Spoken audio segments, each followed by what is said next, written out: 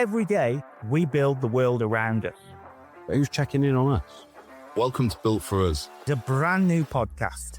Built by construction workers, for construction workers. It's our own honest space. There's no scripts, there's no suits. It's just Real talk about mental health, stress, And showing up for each other.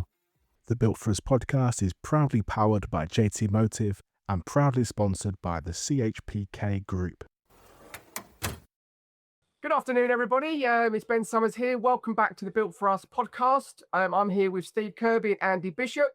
Today's episode, we're going to be covering the heat, which is obviously going mental at the moment, and obviously what the effect has on your mental health within the construction industry and in general. So yes, being a ginger person myself, the heat absolutely plays havoc with my life, even in winter. But now the temperature's soaring.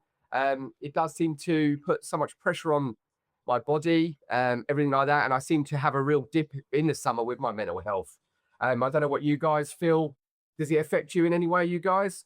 I'm the opposite in that sense. I love the sun. I'm a sun worshipper. But yeah, it's a bit extreme at the minute, and It's mad, right? You can't even take your dogs out for a walk or nothing. It's crazy, isn't it? It is. It's absolutely mental at the minute. I've been out driving around the country in the Lighthouse charity van, and thank the Lord above that I changed it last year. We brought one back, and the one I changed it for had no air conditioning in it. It was a basic transit van. And just driving around in that in like normal kind of spring temperatures was doing my nutting. That was just getting hot and sticky and sweaty, you know. So yeah, imagine driving around in a normal builder's van, 3 or 4 up, going to work. Yeah, it's gonna get some people on edge, I reckon. How do you sleep when it's hot like this? I don't.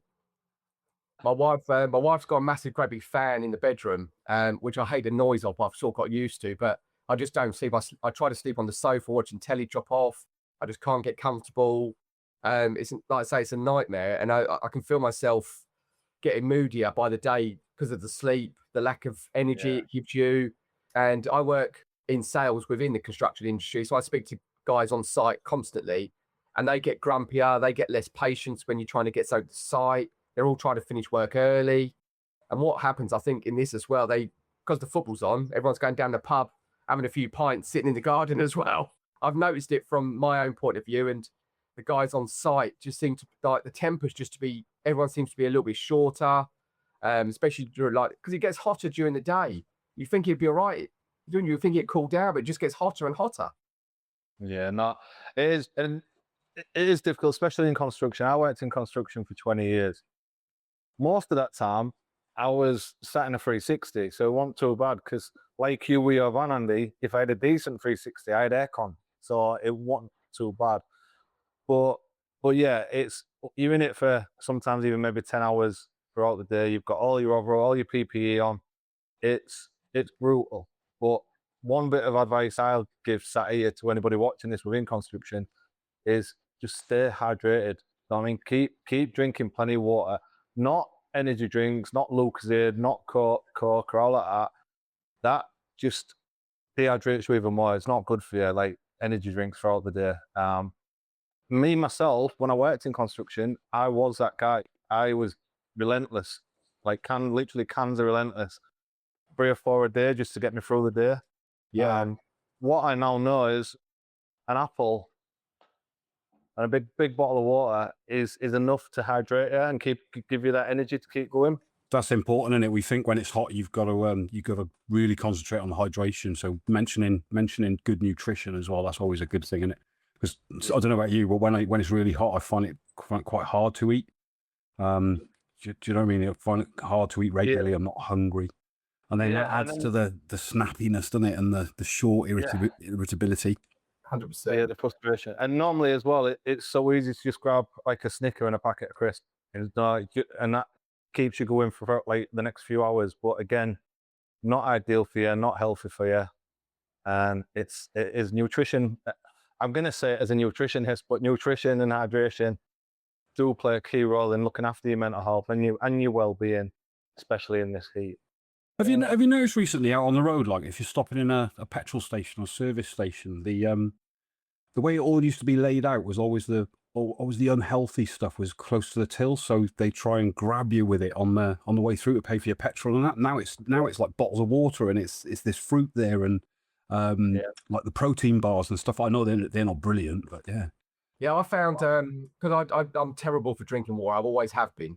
I'm never a massive water drinker, so I eat a lot more cucumber.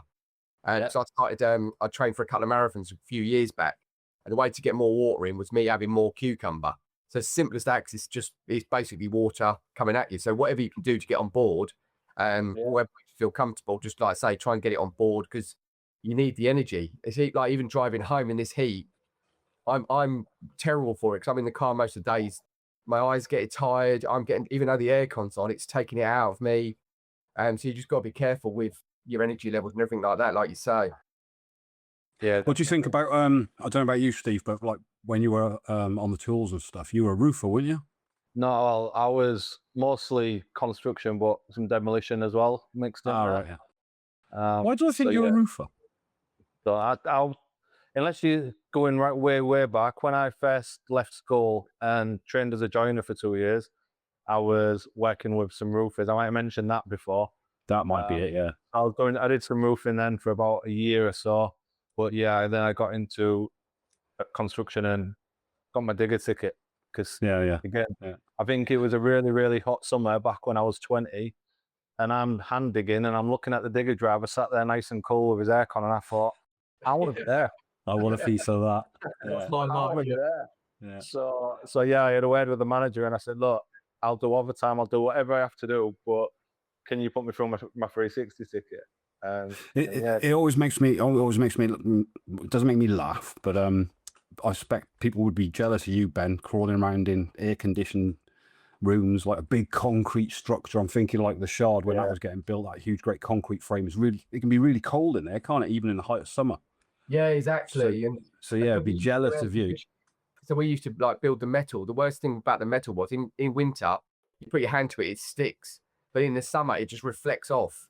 And like I say, I was young, stupid. Sun cream didn't bother, water didn't bother. You just sort of went through it.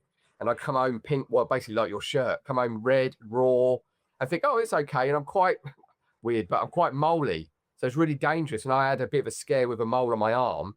And that just woke me up to it, thinking, what am I doing? It's like all these things you have to consider because we used to have our shirts off, like you say, working outside or on the roof because it was so hot back then. I mean, this is years ago when health and safety was a bit better. You could go in shorts and your high vis and that was it.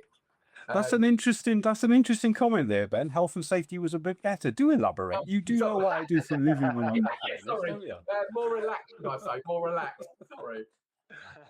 That was going to as well. It's so bad. I'm so going with myself for saying that. It's so funny.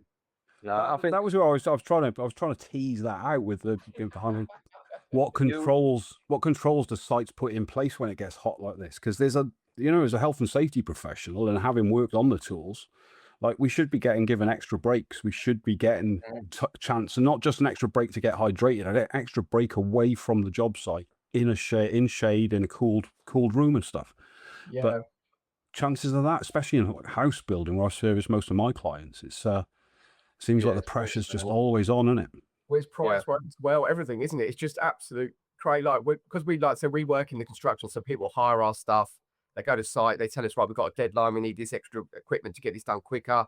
It's just, and the margins on everything now is so small. People are working longer hours, and this sort of heat, you just think, I don't know how people do it. I don't know how people stay beyond certain hours and stuff, and they're working in basements. Although there is more water about and sites are cleaner, it doesn't take away from you are in dark rooms. You're sweating. You have to wear your t-shirt. You have to wear your vest, your hat, your goggles, your gloves. I say when I was doing it, I had vest and shorts on. Even today, we had our drivers come in and say, "Look, it's so hot.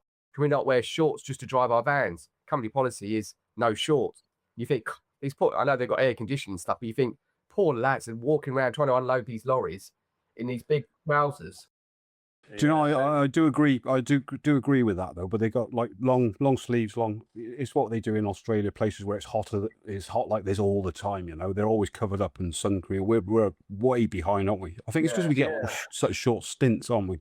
Is again, like I ain't worked in construction now. I set up my business 8 years ago, but being in construction for 20 years, sun cream, like never ever used it, was never provided it. I think a lot of sites I now speak on, especially some of the bigger sites, that do actually provide sunscreen to their employees. Now it's in toilets or wherever else.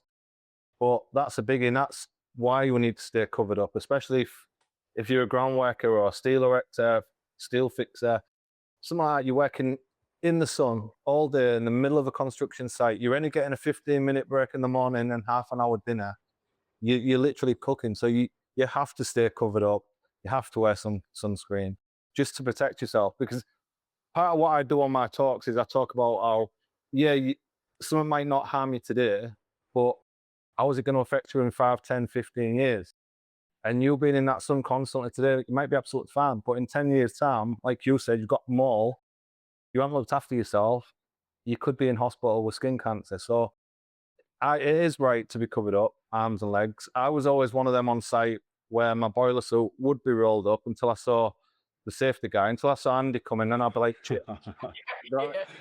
Yeah.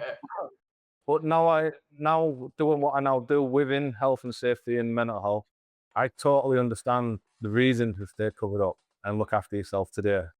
It's to protect ourselves from tomorrow, next year, the year after. You know what I mean? Yeah, definitely, mate. I mean, I was out with one of my scaffolding clients a few days ago. And I remember about a year ago, he had. I went over to sit with him. We were going through some audit stuff in his office, and he had a couple of stitches on his face. I was like, "What have you done there?" I thought he might have caught himself on a bit of tube or something like that. And he said, "Oh, I had a spot there." And he said, "Yeah, let me tell you the story." And these kind of conversations, these happen on construction sites the world over, right? Yeah. He got this spot on his face. He said to the lads, "Oh, what do you reckon this is?" One of the lads that he's worked with for about 10, 15 years, scaffolder as well, they're great mates. He said, "Oh yeah, it's probably just an abscess or a pimple or something. Run a razor blade through it when you get home." So he went home and he's searching around. And he calls out to his missus, "Oh yeah, we got any of them scalpel blades kicking about?" He said, "What did you do with them scalpel blades?" And she said, "What do you want that for?" So he told her what he was going to do, what one of the lads on site said to do with it. She said, "You'll do no such thing. You're not putting a scalpel blade in your face. If you want to get it sorted, go to the doctor." Went to the doctor. He had a biopsy taken and he had skin cancer. Imagine if he'd just run that razor blade through it because of what the lads... I guess what I'm trying to get at here is construction sites are great if you want advice about construction stuff. You got anything that is... anything that is medical in any way, shape or form, go see the professionals.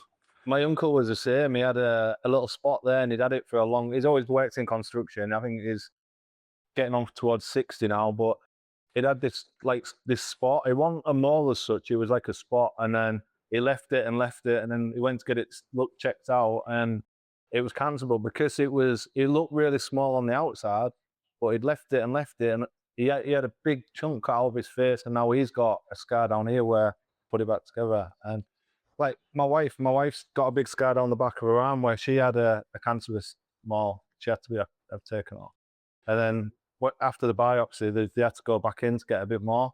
So that's a bit of a nasty scar. But she her own admission, she used to use sunbeds and stuff when she was younger. She didn't care.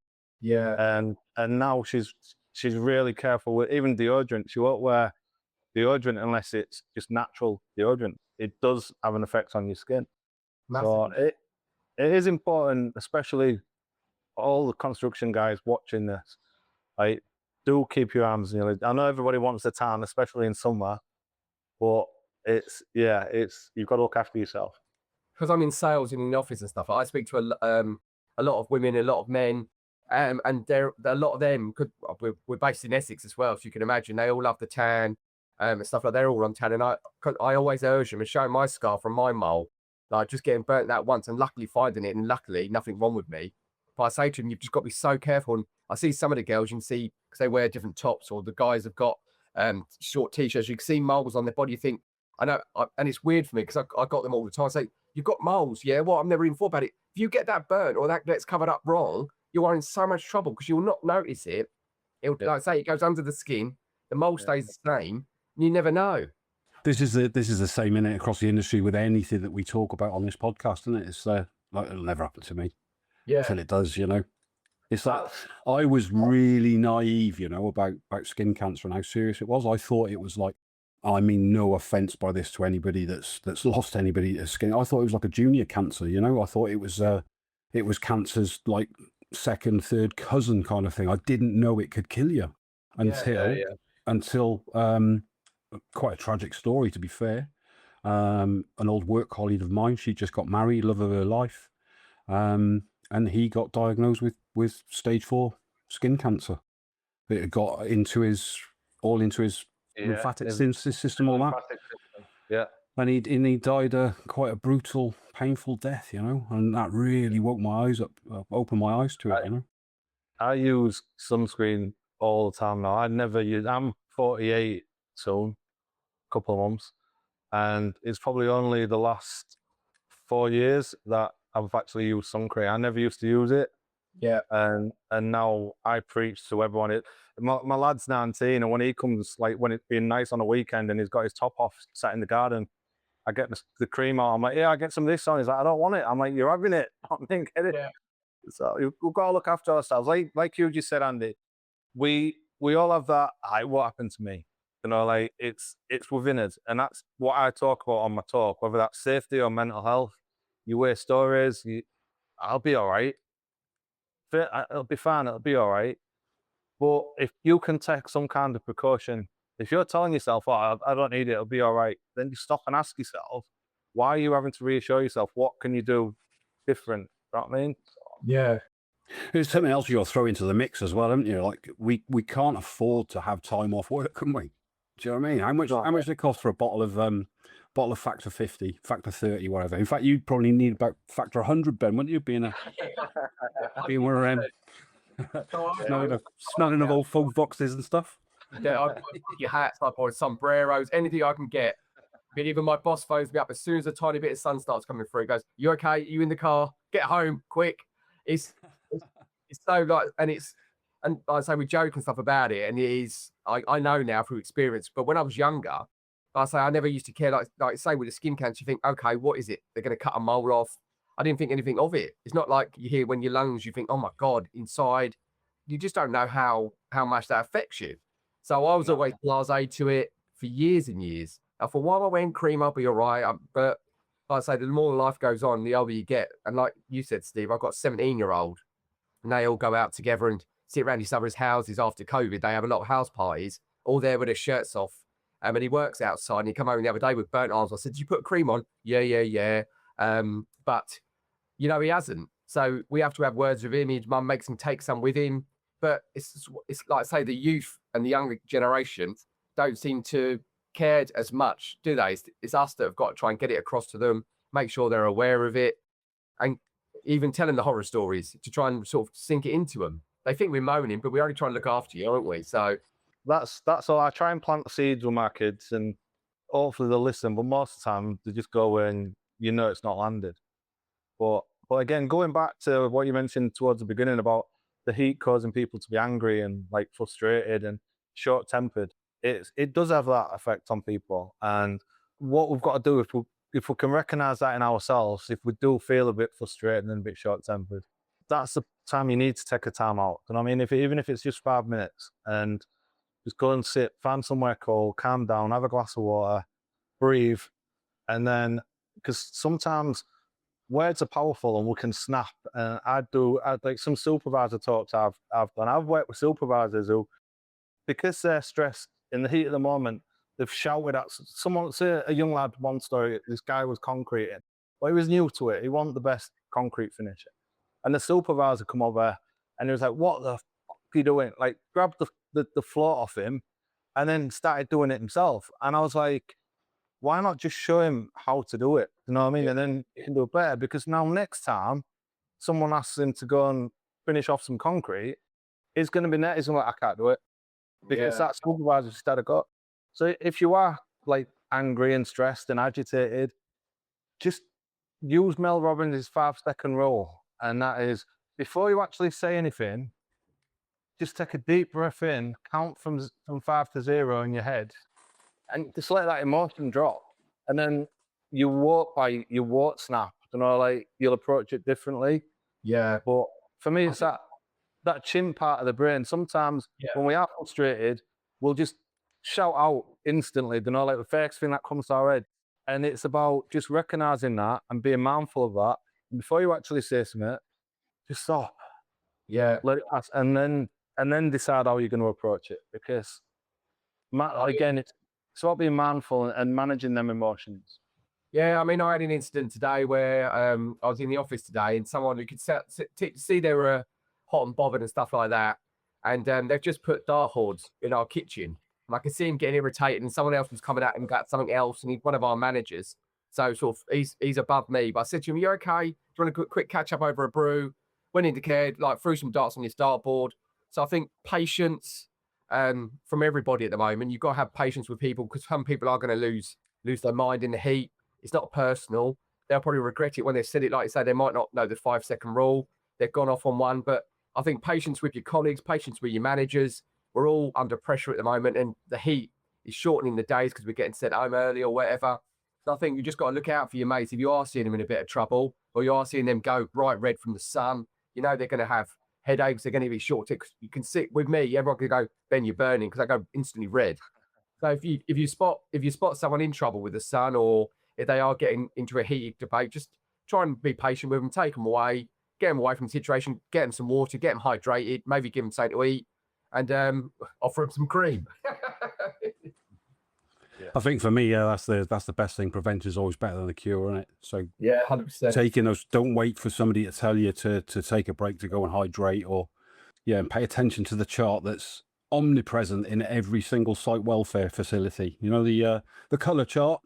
Yeah. Now's the time we got to be paying attention to that, innit? But I think you really got to take it on yourself to think, right, I'm thirsty. I'm not going to wait to get told. If anybody shouts and screams and threatens to kick you off the job now for going and hydrating in this heat, then maybe you don't want to be working for them. Yeah. No, but obviously there's a time and a place. If you're a banksman and there's a crane about to do a lift, you can't just disappear for a drink in that moment. But again, it's about timing. All right for all the day. Just you've got to structure your day, and you've got to plan it. It's in this heat. Yeah, it's all communication, isn't it? Yeah, it's not just To everyone, and it's not just your normal breaks. Even the England football team get a hydration break now, like after 15 minutes. People are mocking it, aren't they, and taking the mickey out of it? But it's necessary. You can't. There's people going to have major injuries otherwise, aren't there? Like you're going to have what's his name the other day? Ericsson collapsed again, didn't he? Imagine him in that heat. If you try not to have a hydration break, it's going to take everything out of him. It's going to take all his energy away, and people are going to suffer these sort of injuries, especially with the sun beating down on you. The thing is, a lot of guys I know as well, they'll have a small bottle of water. They're not just one of your normal like 50 cl ones, and then they're like, "Oh, I've had a drink of water." Yeah. But if you're on a construction site and you're sweating your balls off, or you're hand digging, or you're concreting, or whatever you're doing, literally that has gone straight through you instantly. You're sweating it out. So you need to be having about 2 liters at least a day. You know, like, oh mate, more than that. Yeah. At least. Yeah, people going down the gym will hydrate constantly, won't they? They just don't think, if you're not in the gym, you're at work. People don't pay the same attention, do they, to their hydration? Yeah. You're sweating probably more on site than you do in the gym. Yeah. Top tip for them bottles. People don't want to drink the bottles. They'll leave it in the canteen or whatever because they don't want to take it out on site because it'll get warm. The best tip ever, right? Get an old sock, an old work boot sock. Make sure it's clean, right? Stick the bottle into that sock, and then just squeeze the bottle a little bit. Let some of the water go on the outside, then leave it in the sun. When the sun hits it, especially if it's a dark sock, it pulls the water out of the sock. It evaporates it, and when you drink it, it is beautiful, perfectly chilled. Yeah, You can have that one for free. I normally just stick one of them in the freezer and then drink it as it's melting through the day.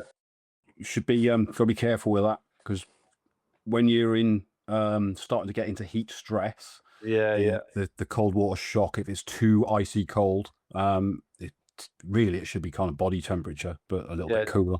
But yeah, be careful with ice cold water, frozen water.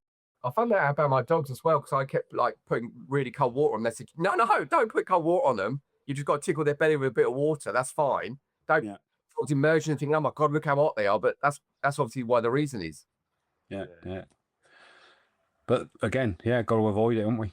If we can avoid it, stay hydrated, stay cool, keep our heads, go to work earlier, finish earlier, be in the pub earlier to watch the football. Yeah. But don't drink too much because you've got work the next day. Well, that's what people don't think about it, do they? They don't think about the consequence of the next day. That's the thing as well, isn't it? That's a whole different podcast going into alcohol and the units and how long it takes to leave your system and all the rest of it. But yeah, I think what we've covered basically in this episode is it is brutal out there, and it's only the beginning of summer house. So it is about looking after yourself and looking out for everybody else as well, looking out for your colleagues while you're on site. Do you know what I mean?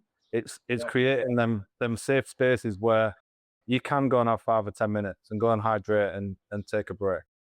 Like you said, if somebody looks like the burning, you never see it yourself if you're getting sunburn, but somebody else will see it. If somebody looks like the burning, then go and tell. It's like stopping a job. If someone's doing something they don't look right, you're encouraged to go and stop the job. Yeah. If you see someone burning, then go over and speak to, even if it's the biggest, scariest guy on site who don't like being approached. Just go and say, look, mate, you could do with a bit of cream, you're burning. Yeah. So it's looking out for yourself, but looking out for each other at the same time. Yeah, I totally agree. Wear sunscreen. Again, something I never did.